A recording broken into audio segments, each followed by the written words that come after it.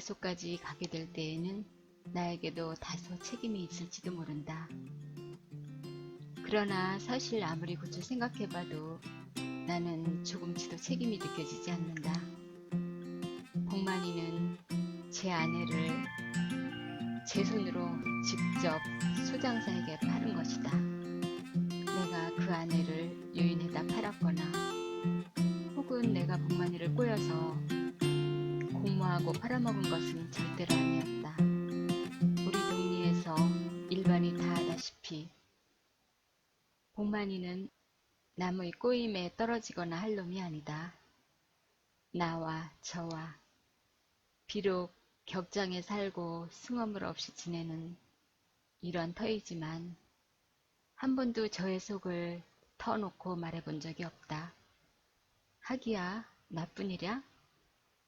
어느 동무 구간 무슨 말을 좀 묻는다면 잘해야 세 마디쯤 대답하고 많은 그놈이다. 이렇게 귀찮은 얼굴에 내 천자를 그리고 세상이 늘 마땅치 않은 그놈이다. 오죽하여야 요전에는 지 아내가 우리에게 와서 울며불며 하소를 다 하였으랴? 그 망할 건 먹을 게 없으면 변통을 좀 할 생각은 않고 으들커니 앉았는 것보단 싫은 말 한마디 속 시원히 안 하는 그 뚱보가 미웠다. 그러면서도 아내는 돌아다니며 양식을 구워다 일일이 남편을 공경하고는 하는 것이다. 이런 복만이를 내가 꼬였다 하는 것은 번시가 말이 안 된다. 다만 한 가지, 나에게 죄가 있다면 그날 매매 계약서를 내가 대서로 써준 그것뿐이다. 점심을 먹고 내가 봉당에 앉아서 새끼를 꼬고 있느라니까 복만이가 찾아왔다. 한 손에 바람에 나붓기는 이날지 한 장을 들고 내 앞에 와 딱 쓰더니 여보게, 자네 기약서 쓸 줄 아나? 기약서는 왜? 아니, 글쎄 말이야. 하고 놈이 어색한 낯으로 대답을 주저하는 것이 아니냐? 아마 곁에 다른 사람이 여럿이 있었으니까 말하기가 거북했을지도 모른다. 그러나 나는 사날전에 놈에게 조용히 들은 말이 있어서 아내의 일인가? 하고 얼른 눈치채었다. 쌀이 문 밖으로 놈을 끌고 나와서 그 귀 밑에다가 자네 옆에 내게 어떻게 했나?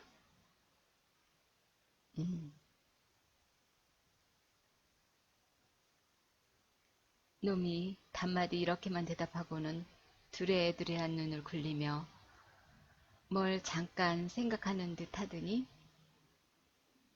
저 물 건너 사는 소장사에게 팔기로 했네. 제 순내가 소개를 해서 지금 주막에 와 있는데 자꾸 내 계약서를 써야 한다고 그래. 그러나 누구 하나 쓸 줄 아는 사람이 있어야지. 그래 자네가 써가지고 올 테니까 잠깐 기다리라고 하고 왔어. 자넨 학교 좀 다녔으니까 쓸 줄 알겠지? 그렇지만 우리 집에 먹이 있나 붓이 있나? 그럼 하여튼 나하고 같이 가세. 맑은 시내에 붉은 잎을 담그며 일저음 바람이 오르내리는 늦은 가을이다. 시들은 언덕 위를 복만이는 묵묵히 걸었고 나는 팔짱을 끼고 그 뒤를 따랐다. 이때 적으나마 내가 제 친구니까 되든 안 되든 한번 말려보고도 싶었다. 다른 짓은 다 할지라도 명득이를 생각하여 아내만은 팔지 말라고. 사실 말려보고 싶지 않은 것은 아니다. 그러나 내가 저를 먹여주지 못하는 이상 남의 일이라고 말하기 좋아 이러쿵 저러쿵 짓거리기도 어려운 일이다. 맞붙잡고 굶으니 아내는 다른 데 가서 잘 먹고 또 남편은 남편대로 그 돈으로 잘 먹고 이렇게 일이 필 수도 있지 않느냐? 복만이의 뒤를 따라가며 나는 도리어 나의 걱정이 더 큰 것을 알았다. 기껏 한 해 동안 농사를 지었다는 것이 털어서 쪼기고 보니까 나의 몫으로 겨우 벼 2말 가웃이 남았다. 물론 덜어서 빚도 다 못 가린 복만이에게 되면 좀 날른지 모르지만 이걸로 우리 식구가 한겨울을 날 생각을 하니 눈앞이 고되고 캄캄하다. 나도 올 겨울에는 금점이나 좀 해볼까? 그렇지 않으면 투전을 좀 배워서 노름판으로 쫓아다닐까? 그런대로 미천이 들 터인데 돈은 없고 복만이같이 내 팔을 안 해도 없다. 그렇지 않으면 부전을 좀 배워서 노름판을 쫓아다닐까? 그런데도 미천이 들 터인데 돈은 없고 복만이같이 내 팔을 안 해도 없다. 우리 집에는 여편네라곤 병들은 어머니밖에 없으니 나이도 늙었지만 우리 아버지가 있으니까 내 맘대로는 못하고 이런 생각에 잠겨 짜증나는 복만이더러 내 아내를 팔지 마라 어째라 할 여지가 없었다. 나도 일찍이 장가나 들어 두었으면 이런 때 팔아먹을 걸 하고 부지러운 후회뿐으로 큰 길을 빠져나와서 그럼 자네 먼저 가 있게. 내 먹붓을 빌려가지고 곧 갈게. 벼루 석건이 있어야 할걸. 나 혼자 밤나무 밑 술집을 터덜터덜 찾아갔다. 닭의 똥풀이 한산이 느려놓인 뒷마루로 조심스리 올라서며 소장사란 놈이 대체 어떻게 생긴 놈인가 하고 퍽 궁금하였다. 소도 사고 계집도 사고 이럴 때에는 필연 돈도 상당히 많은 놈이리라. 시계문을 열고 들었으니 첫때 눈에 띈 것이 밤볼이 지도록 살이 디룩디룩한 그리고 험상궂게 생긴 한 애꾸눈이다. 이놈이 아랫목에 술상을 놓고 앉아서 냉수 마신 상으로 나를 쓱 쳐다보는 것이다. 바지 저고리에는 때가 쭈르륵 묻은 것이 게다 재는 모양을 낸답시고 누런 평정각반을 치올려 쳤다. 이놈과 앉았는 영득 어머니와 부부가 되는 것은 아무리 봐도 좀 덜 맞는 듯 싶다마는 영득 어머니는 이렇게 되든지간 그 처분만 기다린다는 듯이 잠잤고 아이에게 젖이나 먹일 뿐이다. 나를 쳐다보고 자칫 낯이 붉은 듯 하더니 아재 나려오슈? 하고는 고개를 파묻는다. 이때 수장사에게 인사를 붙여준 것이 술집 할머니다. 사흘이 모자라서 여우가 못됐다느니 많지 능글 차서 둘이 인사하게 이게 내 먼 촌족한데 수장사고 돈 잘 쓰고 하다가 뼈만 남은 손으로 내 등을 두덕이며 이 사람이 아까 그 계약서 쓴다는 재봉이야. 니 댁인지 우리 인사합시다. 이 사람은 물 건너 사는 황고풍이라고 부르? 이놈이 바로 우자스럽게 큰 소리로 인사를 거는 것이다. 나는 접을지 않게 떡 버티고 앉아서 이 사람은 하고 이름을 댔다. 우리 아버지도 30년 전에는 땅마중이나 조이 있었던 것을 명백히 일러주니까 그건 안 듣고 하는 수작이 계약서를 써달라고 불렀는데 수구려우나 하나 잘 써주기요? 망할 자식. 이건 아주 딴소리다. 내가 친구 복만이를 위해서 왔지. 그래, 애간 놈의 명령에 왔다 갔다 할젠가? 이 자식, 무척 시큰둥하구나. 생각하고 낯을 찌푸려 모두 들렸으나 우선 한잔하기요. 하면은 두 손으로 얼른 안 받지도 못할 노릇이었다. 복만이가 그 웃음이 진 얼굴로 시근거리며 달겨들 때에는 벌써 나는 석잔이나 얻어먹었다. 얼근한 손에 다모지라진 붓을 잡고 소장사의 요구대로 그려놓았다. 매매계약서, 일금 50만원, 야랴.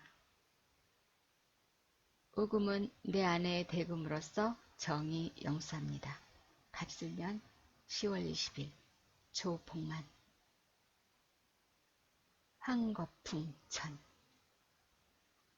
여기에 복만이의 지장을 찍어주니까 어디 한번 읽어보 한다. 그리고 한참 나를 의심스레 바라보며 뭘 생각하더니 그거면 고만이요. 만일 내 중에 조상이 돈을 해가지고 와서 물려달라면 어쩌지요? 하고 눈이 동그래서 나를 책망을 하는 것이다. 이놈이 소장에서 하는 버릇을 여기서 하는 것이 아닌가. 하도 어이가 없어서 나도 벙벙이 쳐다만 보았으나 써주라 하니까 어떠한 일에 있더라도 내 아내는 물려달라지 않기로 맹세합니다. 그제서야 조끼 단추구녕에 곪은 쌈짓끈으로 목을 매달린 커다란 지갑이 비로소 움직인다. 1원짜리 때 묻은 지전뭉치를 꺼내들더니 손가락에 연실 침을 발라가며 앞으로 세워보고 뒤로 세워보고 그리고 이번에는 거꾸로 들고 또 침을 발라가며 공손히 세워본다.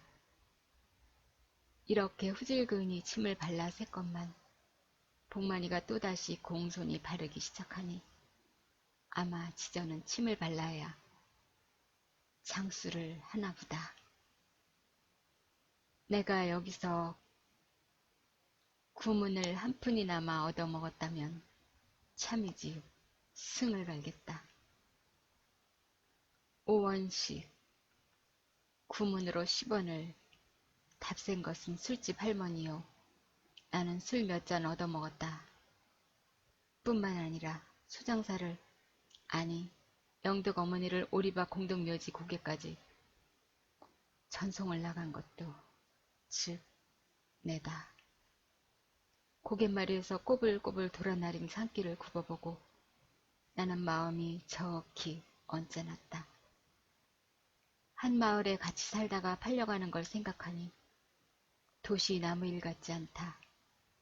게다 바람은 매우 차건만 입대 훌쩍 삼으로 떨고 섰는 그 꼴이 가엾고 영덕 어머니 잘 가게요.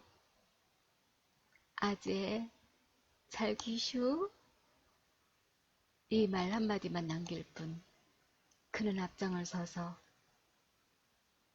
사례길을 살랑살랑 달아난다. 마땅히 저 갈 길을 떠나는 듯이 서들며 조금도 섭섭한 빛이 없다. 그리고 내 등 뒤에 섰는 복만이조차 잘 가라는 말 한마디 없는 대로 실로 놀라지 않을 수 없다. 장승같이 뻐적 서서는 눈만 끔뻑끔뻑 하는 것이 아닌가. 개자식 하루를 살아도 제 계집이련만 근십년이나 소같이 부려먹던 이 아내다. 사실 말이지. 제가 지금껏 굶어 죽지 않은 것은 상냥하고 돌림성 있는 이 아내의 덕이겠다.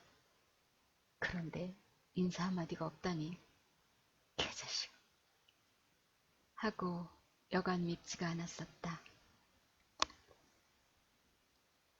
영득이는 지 아버지 품에 잔뜩 붙들리어 기가 올라서 온다.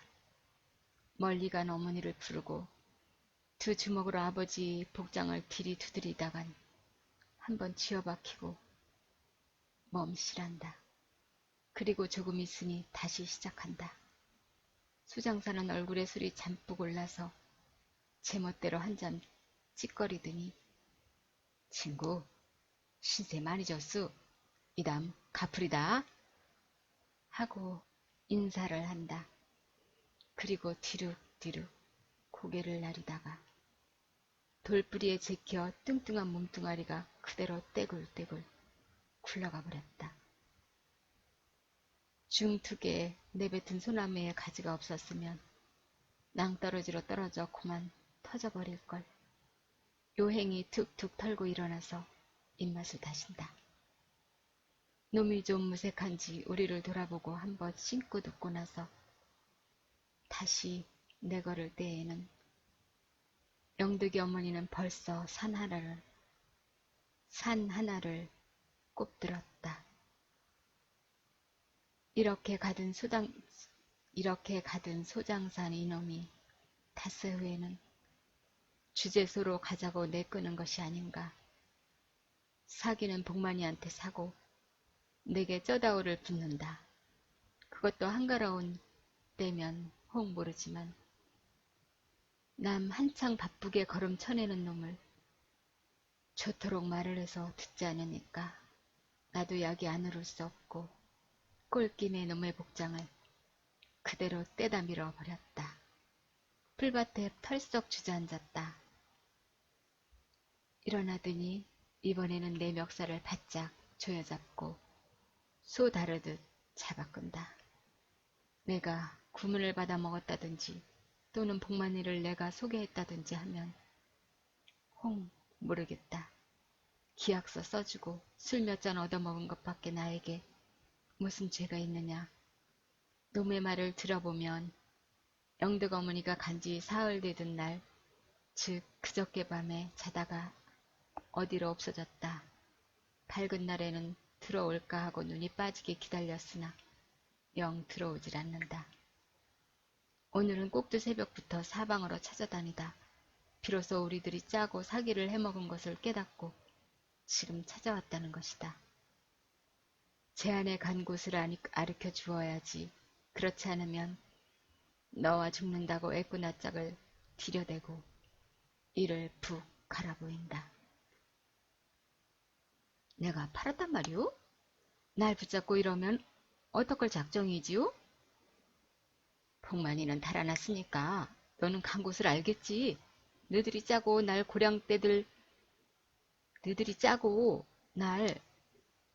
고랑떼를 먹였어. 이놈의 새끼들. 아니, 복만이가 달아났는지 혹은 볼 일이 있어서 어디 다니러 갔는지 지금 어떻게 한단 말이오? 말 마라. 술집 아주머니 다 들었다. 또 속이려고? 요 자식? 그리고 나는 눈뜨게다 한번 매다 꽂고서는 흙도 털새 없이 다시 끌고 간다. 술집 아주머니가 복만이 간 곳을 내가 알겠니 가보라 했다나? 구문 먹은 걸 도로 돌려놓기가 아까워서 제 책임을 내게로 떠민 것이 분명하다. 이렇게 되면 수장사 듣기에는 내가 마치 복만이를 꼬여서 아내를 팔게 하고 뒤로 은근히 구문을 뗀 폭이 되고 만다. 하기는 복만이도 그 아내가 없어졌다는 날 그저께 어디로인지 없어졌다. 짜정 도망을 갔는지 혹은 볼 일이 있어서 그건 일갓집 같은데 다니러 갔는지 그건 자세하게 모른다. 그러나 동리를 돌아다니며 아내가 꾸어온 양식, 돈푼 이런 자질애한 빈량을 다 돈으로 갚아준 그다. 달아나기에 충분한 아무 죄도 그는 갖지 않았다. 영득이가 밤마다 엄마를 부르며 악장을 치느니 복이 딱하여 즈 큰 집으로 맡기러 갔는지도 모른다. 복만이가 저녁에 우리 집에 왔을 때에는 어서 먹었는지 술이 거나하게 취했다. 앞뒤로 들어오더니 막걸리를 한 병 꺼내놓고는 이거 자네 먹게. 이건 왜 사와? 하여튼 출출한데 고마워이. 하고 나는 부엌에 나려가 술잔과 짠지 쪼가리를 가져 나왔다. 그리고 둘이 봉당에 걸터 앉아서 마시기 시작하였다. 술 한 병을 다 치고 나서 그는 이런 이야기 저런 이야기 찌꺼리더니 내 앞에 돈 1원을 꺼내놓는다.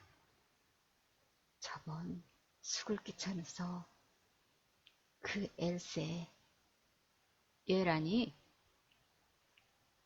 나는 눈을 둥그렇게 뜨고 그 얼굴을 이윽히 쳐다보았다. 속으로는 요전 대서로로 주는구나 하고 이쯤 못돼 다른 바도 아니었다. 이쯤 못 깨달은 바도 아니었다. 남의 아내를 판돈에서 대소료를 받는 것이 너무 무례한 일인 것쯤은 나도 잘 안다. 술을 먹었으니까 그만해도 좋다. 두고 술 사 먹게. 난 이거 말고도 또 있으니까. 하고 굳이 주머니에까지 넣어주므로 궁하기도 하고 그대로 받아두었다. 그리고 그 다음부터 복만이도 영득이도 우리 동네에서 볼 수가 없고 그뿐 아니라 어디로 가는 걸 본 사람조차 하나도 없다. 이런 복만이를 소장사 이놈이 날더러 찾아놓으라고 명령을 하는 것이다. 멱살을 숨이 갑갑하도록 바싹 매달려서 끌려가자니 마을 사람들은 몰려서서 구경을 하고 없는 죄가 있는 듯이 얼굴이 확확 탄다. 큰 개울가까지 나왔을 적에는 놈도 좀 열적은지 슬며시 놓고 그냥 걸어간다. 내가 반항을 하든지 해야 저도 독을 올려서 욕설을 하고 적고 들고 할 텐데 내가 고분이 달려가니까 그럴 필요가 없다. 저의 원대로 주제소까지 가면 그만이니까. 우리는 아무 말 없이 앞서고 뒤쓰고 십리길이나 걸었다. 깊은 산길이라 사람은 없고 산들은 울긋불긋 물들어 가끔 싸하고 낙엽이 날린다. 누연누연 넘어가는 석양에 먼 봉우리는 자줏빛이 되어가고 그 반영의 하늘까지 불과하다. 협한 바위에서 이따금 돌은 굴러나려 웅덩이에 맑은 물을 휘저넣고 펑 하는 그 소리는 실로 쓸쓸하다. 이 산서 숫공이 푸드득 저 산서 앞공이 푸드득 그리고 그 사이로 소장사 이놈과 나와 노량으로 허위적 허위적 또 한 고개를 놈이 뚱뚱한 몸집으로 숨이 차서 시근시근 올라오니 그때는 노기는 완전히 사라졌다. 풀밭에 펄썩 주저앉아서는 숨을 돌리고 담배를 꺼내고 그리고 무슨 마음이 내켰는지 날더러 다리 아프겠수. 우리 앉아서 쉽시다 하고 친절히 말을 붙인다. 나도 그 옆에 앉아서 주는 건년을 피며 물었다. 인제도 주제소까지 시오리가 남았으니 어둡기 전에는 못 갈 것이다. 아까는 내 퍽 잘못했수. 별말 다하오. 그런데 참 복만이 간데 짐작도 못하겠수. 아마 모른 몰라도 덕냉이 저 큰 집에 갔기가 쉽지요. 이 말에 놈이 정풍을 하도록 반색하며 애꾸눈을 바짝 들여대고 꿈벅거린다. 그리고 우는 소리가 잃어버린 돈이 아까운 게 아니라 그런 계집을 다시 만나기가 어려워서 그런가. 뻔히 호래비의 몸으로 얼굴 똑똑한 아내를 맞아다가 술장사를 시켜보자 벼르는 중이었다. 그래 이번에 해보니까 장사도 잘할 뿐더러 아내로서 훌륭한 계집이다. 참이지 며칠 살아봤지만 남편에게 그렇게 착착 분일고 정이 붙는 계집은 여지껏 내보지 못했다. 그러기에 나도 이를 위해서 인조견으로 옷을 해입힌다. 갈비를 들여다 구워 먹인다. 이렇게 기뻐하지 않았겠느냐.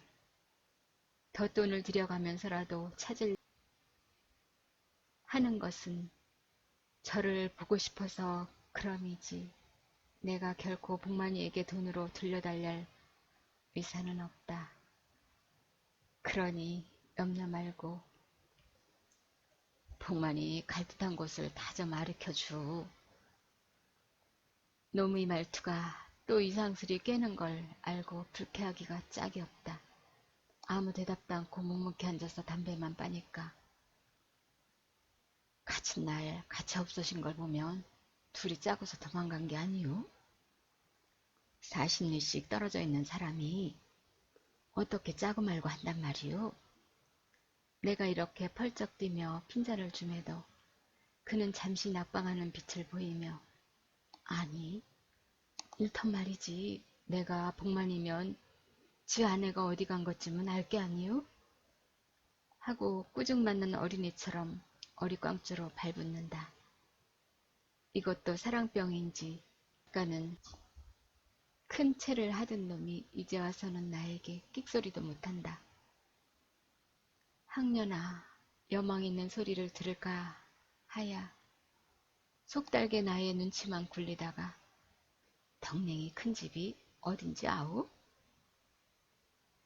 우리 삼촌네도 덕땡이 있지요. 그럼 우리 오늘은 두루 나려가 술이나 먹고 내일 일찍이 같이 떠납시다. 그러기요. 더 말하기가 싫어서 나는 코대답으로 치우고 먼 서쪽 하늘을 바라보았다. 해가 막 멀어지니 산골은 오색 영롱한 저녁 노을로 덮인다. 산봉우리는 숫제 이글이글 끓는 불덩어리가 되고 녹이 가득한 위험을 나타낸다. 그리고 낯뜨기 들이오니 우리 머리 위에 지는 낙엽 소리. 수장사는 쭈그리고 눈을 감고 앉았는 양이 내일이 계획을 세우는 모양이다.